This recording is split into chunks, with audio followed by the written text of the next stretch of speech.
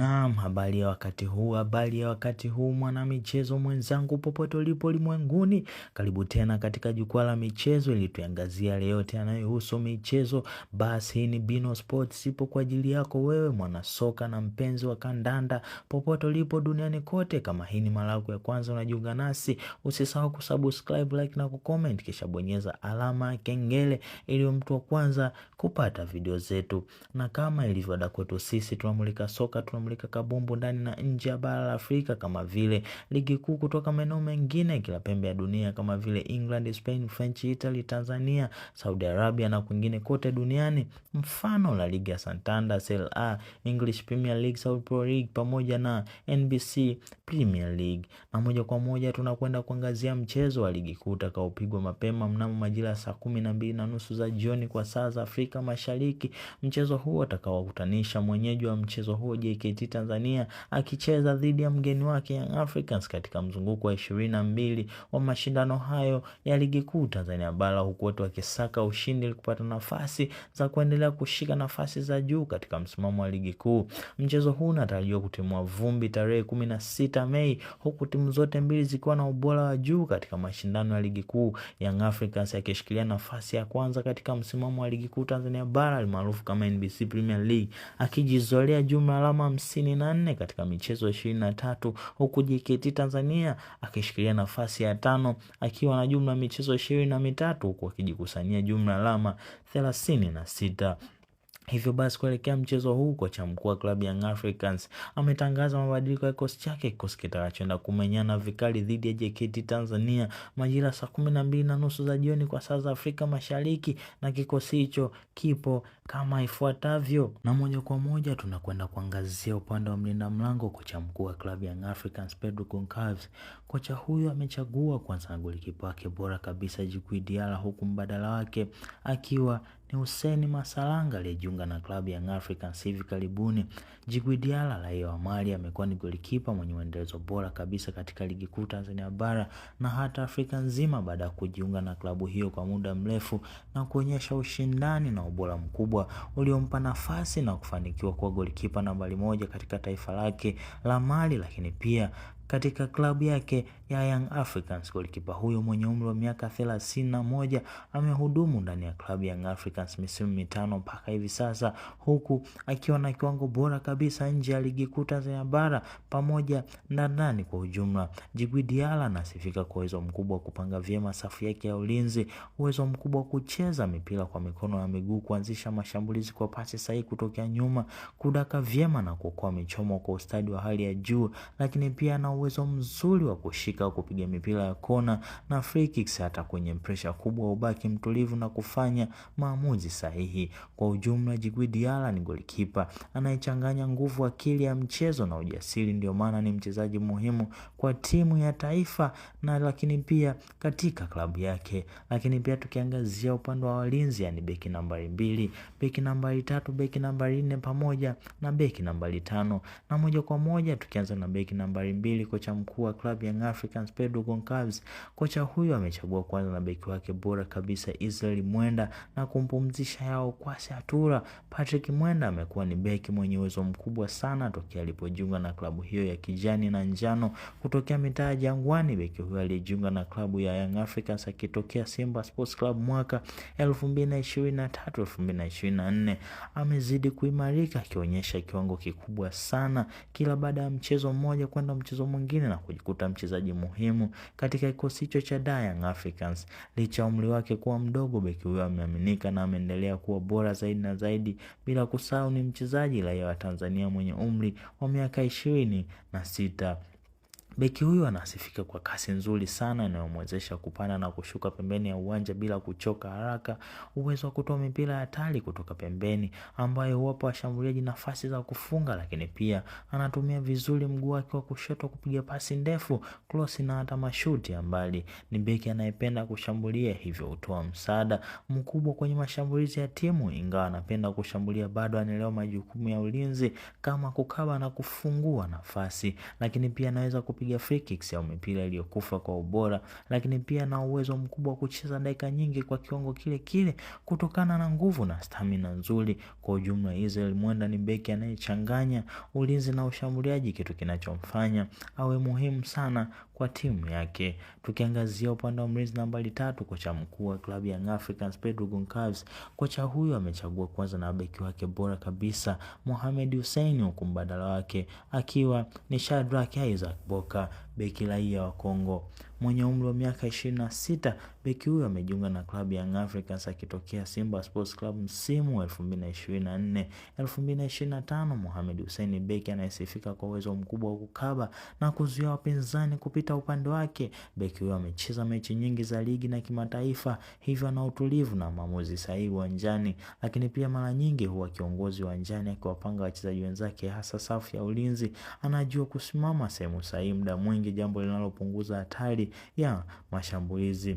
Ingawa ni beki anayeweza kusaidia mashambulizi kwa kupiga krosi au kusukuma mpira mbele, lakini pia beki huyu anacheza kwa kiwango kizuri, mara nyingi bila kushuka sana kiwango chake, lakini pia ana nidhamu nzuri ya kufuata maelekezo ya kocha na kucheza kwa mpangilio. Kwa ujumla Mohamed Hussein beki wa kuaminika sana, anayesisitiza zaidi ulinzi tofauti na kidogo na mabeki wanaopenda kushambulia sana. Tukiangazia upande wa mlinzi nambari 4, kocha mkuu wa klabu ya Young Africans Pedro Goncalves amechagua kwanza na beki wake bora kabisa Ibrahim Bakao. Beki huyo mwenye umri wa miaka 28 aliyejiunga na klabu ya Young Africans msimu wa 2022-2023 akitokea katika klabu ya KMKM.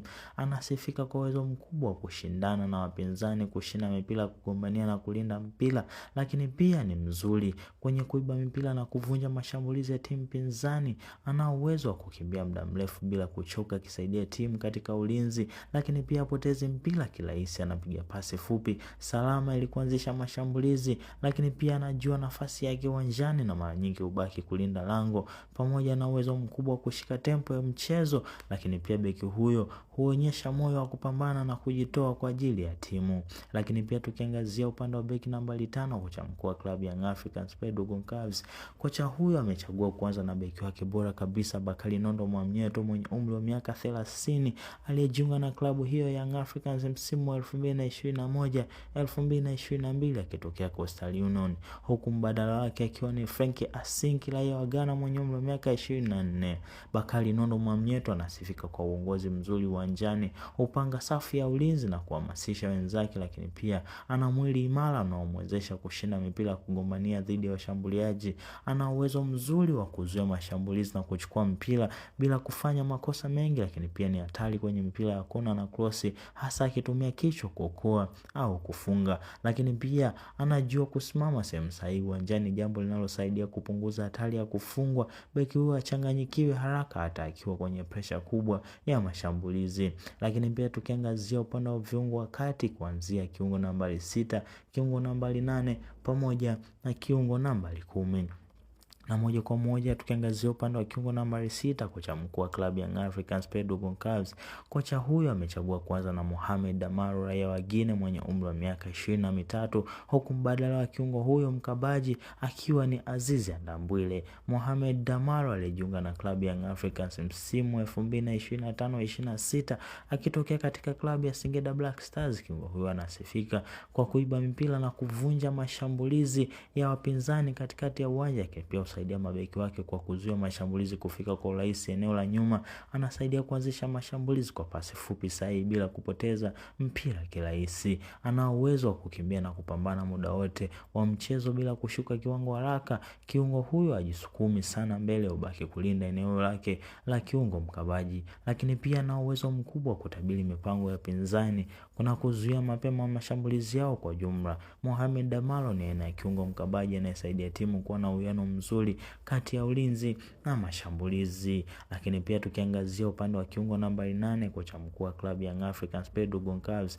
amechagua kwanza na kiungo wake bora kabisa Duke Abuya raia wa Kenya mwenye umri wa miaka 32 aliyejiunga na klabu hiyo akitokea Singida Fountain Gate msimu wa 2023-2024, huku mbadala wake ikiwa ni Shehani Hamisi. Duke Abuya anasifika kwa uwezo mzuri wa kutengeneza nafasi za magoli kwa pasi za akili na maamuzi ya haraka, lakini pia anajua kujipenyeza kati ya viungo na mabeki wa wapinzani ili kupokea mpira sahihi sehemu hatari, lakini pia ana uwezo mkubwa wa kupiga pasi za mwisho. Ni mzuri katika kutoa pasi zinazobadili mchezo na kuanzisha mashambulizi ya moja kwa moja.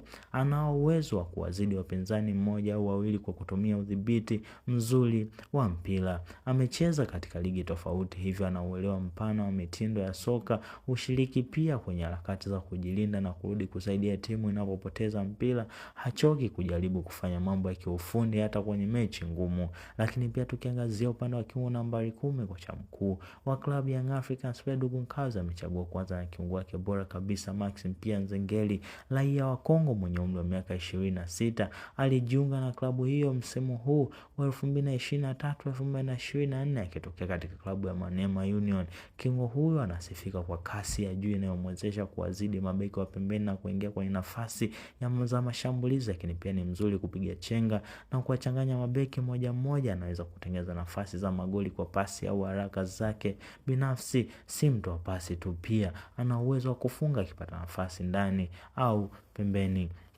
Lakini pia anajua kujiweka sehemu sahihi kupokea pasi za hatari. Ushiriki pia kurudi kusaidia ulinzi wakati wa timu inapopoteza mpira, lakini anaweza pia kucheza kulia na kushoto kulingana na mfumo wa kocha. Na moja kwa moja tukiangazia upande wa washambuliaji, ni mshambuliaji nambari 7, mshambuliaji nambari 9 na mshambuliaji nambari 11. Na moja kwa moja tukianza na mshambuliaji nambari 7, kocha mkuu wa klabu ya Young Africans Fred Goncalves amechagua kwanza na mshambuliaji wake bora kabisa Alan Okello, kijana kutoka Uganda aliyejiunga na klabu ya Young Africans msimu huu akiwa na umri wa miaka 25, akitokea katika klabu ya Pardue FC ya nchini Algeria. Ni mshambuliaji anayesifika kwa uwezo mkubwa kutengeneza nafasi za magoli kupitia pasi za akili na maamuzi ya haraka, lakini pia ni hatari mbele ya lango. Ana mashuti mazuri ya mbali na anamalizia vizuri ndani ya boksi. Anaweza kuwazidi mabeki kwa uchezaji wa kiufundi na kudhibiti mzuri wa mpira, lakini pia mshambuliaji huyo hutoa pasi zinazobadilisha mchezo na kusaidia washambuliaji kufunga, lakini pia hapotezi ujasiri hata kwenye mechi ngumu au pressure kubwa. Lakini pia anajua kujipanga sehemu sahihi kupokea mpira hatari. Amecheza katika kiwango tofauti vya ligi, hivyo ana uelewa mzuri wa mchezo. Lakini pia tukiangazia upande wa mshambuliaji nambari 9, kocha mkuu wa klabu ya Young Africans Fred Goncalves amechagua kwanza na mshambuliaji wake Prince Dube Mpumelelo, kumbadala wake akiwa ni Depu. Prince Dube Mpumelelo ni mshambuliaji mwenye umri wa miaka 29 aliyejiunga na klabu ya Young Africans msimu wa 2024-2025 akitokea Azam Football Club.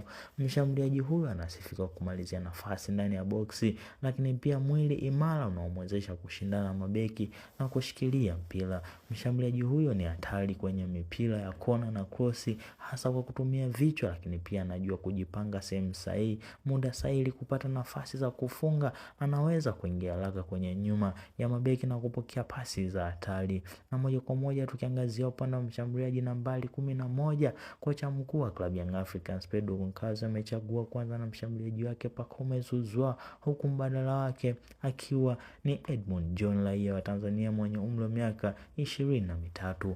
Pacome Zouzoua anasifika kwa uwezo mkubwa wa kutengeneza nafasi za magoli kwa pasi za akili na maamuzi ya haraka. Pacome ni mzuri kupiga chenga na kuwavuka mabeki mmoja au wawili, lakini pia anaweza kuongeza kasi ya mashambulizi na kuvunja safu ya ulinzi ya timu pinzani. Lakini pia anatoa pasi muhimu zinazoweka mashambuliaji kwenye nafasi nzuri ya kufunga. Mshambuliaji huyo si mtu wa pasi tu, pia anaweza kufunga pindi akipata nafasi.